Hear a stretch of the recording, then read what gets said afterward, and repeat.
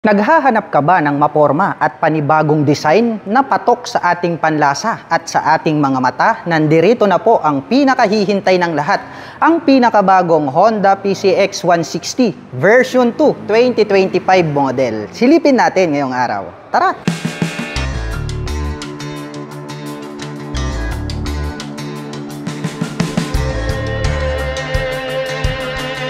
Nandirito na po ang pinakahihintay ng lahat, ang pinakabagong Honda PCX 160 version 2 2025 model. Talagang napakaastig ng kanyang bagong body and design. Mapapansin natin na bago na po ito pong kanyang headlight design dahil naka V-shape na po ito pong kanyang makapal na daytime running light hanggang dito sa dulo.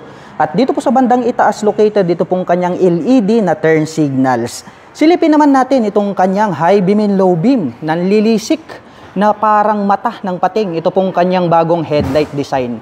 Kaya more aggressive itong kanyang dating. Binago na rin po nila ito pong kanyang windshield. Black color naman po ito. At napansin ko lang, naging mas brusko na po ito pong kanyang side profile. Nagkaroon po siya rito ng additional na extension nito pong kanyang palikpik dito sa harapan. At ito po ay gumagamit ng traditional telescopic fork para po dito sa kanyang front suspension na black color. Same pa rin po doon sa previous version. At ito po ay equipped with single rotor disc brake with 2-pot caliper na black color. Nissin brand po yan. At ito po ay equipped with CBS or Combi Brake System. Habang naka-single rotor disc brake with single pot caliper na Nissin brand dito sa likuran. Red color naman po ito pong kanyang front fender. At ito pong kanyang cast wheel, the same pa rin sa previous version. Wide design po yan na black color. At ang sukat naman po ng kanyang gulong rito sa harapan ay mayroong sukat na 110 by 70-14. Habang mayroon naman pong sukat na 130 by 70-13 dito sa likuran. Dumako naman po tayo rito sa bandang itaas. Silipin po natin ito pong kanyang fully digital meter panel display. Pareho pa rin po ito pong kanilang standard version sa kanilang previous model. Mayroon po siya diyang 2 button selector. At ang isa sa mga noticeable changes na makikita natin dito, ito pong kanyang handlebar dahil kung before ay naked po ito, mayroon na po siya ngayong cover. Combination naman po ito ng gray at black at may nakalagay naman po na Honda badge dito po sa bandang gitna. At pagdating naman sa kanyang mga button selectors, the same pa rin po siya dun po sa kanilang previous version. Mayroon po itong high beam and low beam, horn at ang kanyang turn signal selector. Habang dito naman po sa kabila, mayroon po itong auto stop start system, hazard button at ang kanyang electric starter. At ito pong kanyang mga brake levers is chrome color po siya. Ito pong kanyang handle grip is black color. At dahon type naman po, ito pong kanyang stock na mga side mirrors. Silipin naman po natin itong kanyang ignition. Ito po ay gumagamit ng smart keyless system. Included na rin po dito yung kanyang fuel at yung kanyang set opener or button. Habang dito naman po sa kabila, meron po siya ritong available na packet. Buksan natin. Malalim po ito, pwede po tayo ritong maglagay ng mobile phones, gloves, or coins. At dito po sa bandang itaas, meron po siya ritong integrated na USB Type-C port. At mayroon po itong 8 liters na fuel tank capacity. At mayroon naman po itong fuel consumption na 45 km per liter. Ang ganda talaga nitong kanilang candy red kung hindi ako nagkakamali. Para sa akin, ang bangis ng kanyang dating. Ito pong kanyang footboard. Mayroon po siyang rubber cover on top na anti-slip. Maluwag din po yan, kasyang-kasya yung inyong paa. At bukod dyan, mayroon din po siyang footrest extension na kung saan ay pwede nyong i-stretch yung inyong mga paa kapag kayo po ay nangangalay na. Ito pong kanyang pillion step para sa ating back rider. Alloy po ito. Ayan o, ang ganda ng pagkakayari. Nagkaroon ng slot dito kaya halos hindi natin pansin. Equipped din po ito ng side stand engine cut-off switch. Kapag naka-engage itong side stand ay hindi na po mag-on ito pong ating scooter. At metal naman po ito pong kanyang center stand. Ito pong kanyang upuan, itong kanilang CBS version is all black po. Ito pong kanyang seat cover. Malambot po siya kaya more comfortable po siyang sakyan. Ang ganda rin po ng kanyang pagkakatahi. Matibay din po siya. Buksan naman po natin ito pong kanyang underseat compartment. Ang luwag po talaga nito pong kanyang seat storage. Ito pong kanilang Honda PCX 160. Kasyang-kasya po rito ang isang full face helmet at bukod dyan marami pa po tayong mailalagay rito na ibang mga personal belongings.